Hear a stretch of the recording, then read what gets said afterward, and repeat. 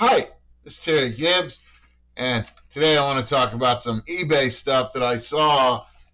Um, Basically, blind idiots on eBay and how not to be one.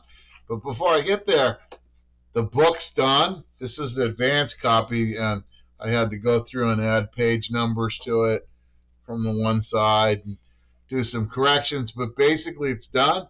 How to get a constant stream of people to sell you their toy trains. 83 strategies to make your phone ring with anxious sellers.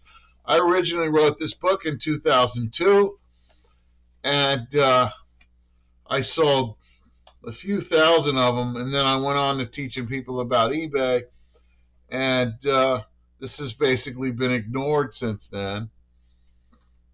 But you can get this now on Amazon, and there's a link in the description. It's only $20 if you buy one set of trains. It'll pay for itself. Now, I was out this morning at a swap meet, and it was raining. It's an outdoor swap meet, and those are always great days. And I bought this. This is a Lionel 2378 Milwaukee Road F3 from the late 50s, I think. And here's the matching B unit. Note, these both have the yellow stripes over the top. They're both very clean. Look at the decal on the front. Isn't that gorgeous? And you see that? This is just a beautiful engine. Here's the bottom. Very little use, no battery damage. Just gorgeous. And I bought this morning, and like I said, it was raining, so there weren't very many sellers there. There weren't very many buyers, and I got a good deal. But anyway, when I got home, I was like, I wonder what these are worth today. And so I looked on eBay, and I found this auction. See this auction? This sold on the 4th, September 4th, for $875. And when I saw it just as one of the listings, I thought, man, these are cheap.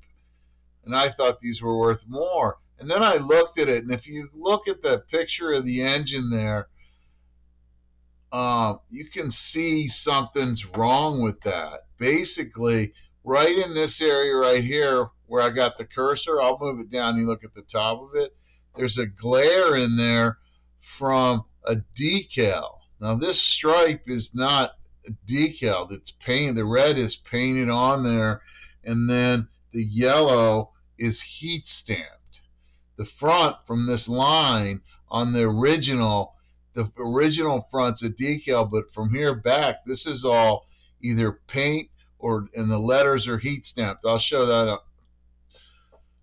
that on the original. Now, if I enlarge this so that you can see better, you can actually see in here the glare on that. Look at how this goes across this vent or whatever it is. Look at how it goes across the door. The same thing here. It's a sheet of plastic. Will that enlarge? No. It's a sheet of plastic in there that is, and for some reason, the guy's only showing the one side. He doesn't show the other side. That's interesting. He never shows the other side. Because if he was showing both sides, I would say maybe the guy's not aware that this is fake. But, I mean, the seller isn't aware. Obviously, the buyer isn't aware, because the buyer wouldn't pay more than $100, $150 for this. And with this being a decal like that, where this is just going to get damaged in here where it crosses the doors, and in this little area here, it's just unsightly. But nobody in their right mind would pay more than $150 for this reproduction engine. Now let me show you the original again. And here's the engine. This is the engine that I bought today. When I take my finger and rub it along here, you hear that? If I rub it over here, it doesn't make the same noise. Here you can hear it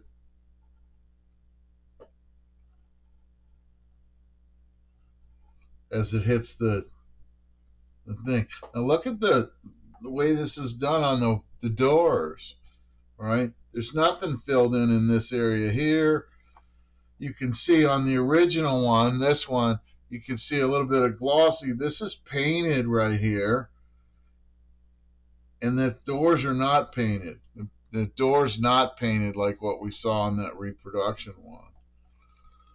So basically, the person who bought that unit on eBay, which that sold yesterday, when he gets it, he's either going to be a blind idiot enjoying the fact that he spent $700 more for his train than what it's worth, or he's going to be furious. And just from me looking at it, I would not have bid on that. So that's something that you need to start paying attention to. You need to go out and meet people at the train meets, meet people and get to know them, where you can get advice about buying stuff, and you can get good deals instead of getting ripped off. Now I don't know that that seller is actually ripping off the person. The seller could be a woman selling her husband's trains, or a couple of kids selling their father's trains, and they don't know that that's a reproduction. They think it's just a gorgeous looking train, and they're selling it as one. They'll find out when the guy sends it back, if he knows enough to send it back. And I've been out in the past year, I've been out a number of times to people's houses where they're closet collectors. And closet collectors means that they're not part of the clubs or the train collecting community. And gone in and looked at their estates after they've died.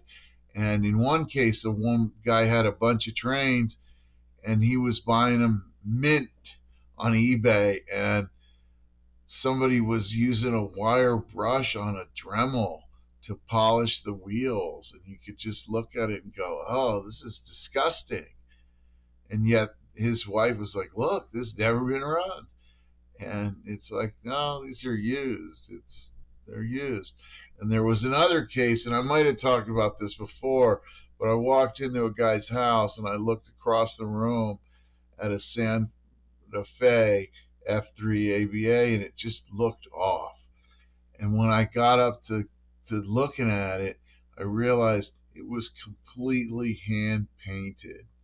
So all the lettering and all of the lines on the side were just a little bit wavy, and it was really neat looking, but it was completely hand painted, and the guy had bought it on eBay for $800. So go out, meet people, get to know them, learn how to recognize the real trains. And the best way to do that is to go out, handle them, go to people's homes and have them show them to you. And don't forget to get the book. The link's in the description. Thanks for watching.